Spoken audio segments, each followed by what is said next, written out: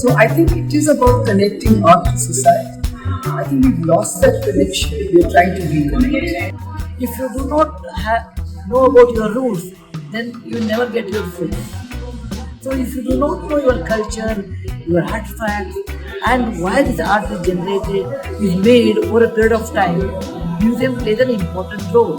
And there are many types of museums, scientific, art, drawing, even painting, etc. But look at every museum is probably a great school, or I consider it a box of knowledge. So it's a must. I feel like I think museums have to be democratic to be successful.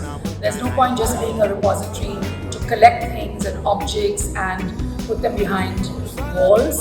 I think museums have to, now museums of today, have to be able to interact with all groups of people, be more accessible, open, and of course their mission is also to educate people, but it's also to excite and allow people to explore things that they haven't seen before. At some level, museum is a kind of a civic corridor that the city can pass through and interface with time in a different way, right? Time in the form of artifacts, time in the form of history.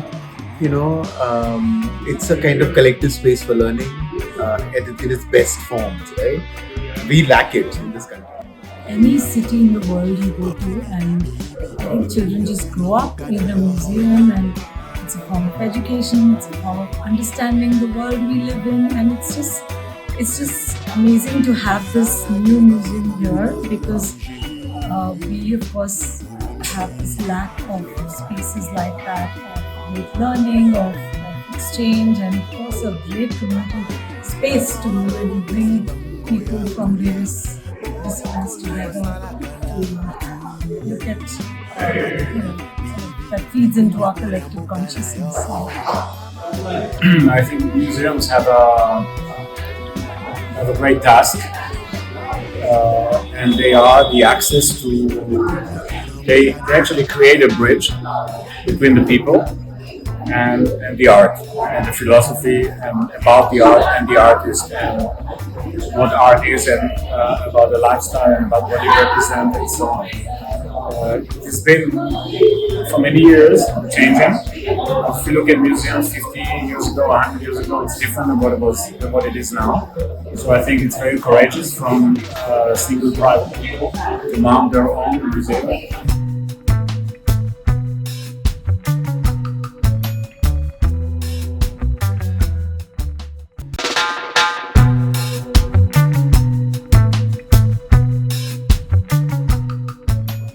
I've always believed that art is an integral part of science. Science is very artistic. If you look at biology, if you look at nature, it is where we borrow our artistic ideas from. So I don't think you can separate the two. And once you start looking at science through artistic lenses, you will understand the beauty of science. Both are like two brothers, A great scientist is a great artist. You can see only the history. They are great musicians and they are great scientists. We make the separation.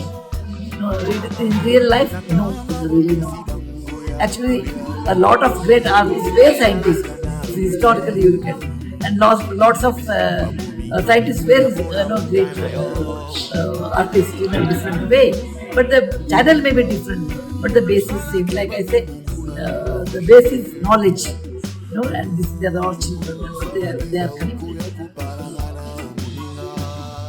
So science and technology are definitely part of art and part of the making process. And I think even if you're a ceramic artist, you are completely at the edge of science, and it is science that helps you understand and perfect your craft.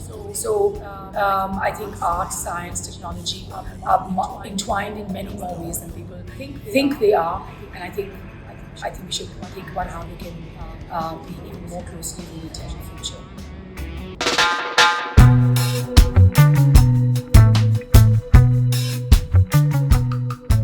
There was a time where art was in every home.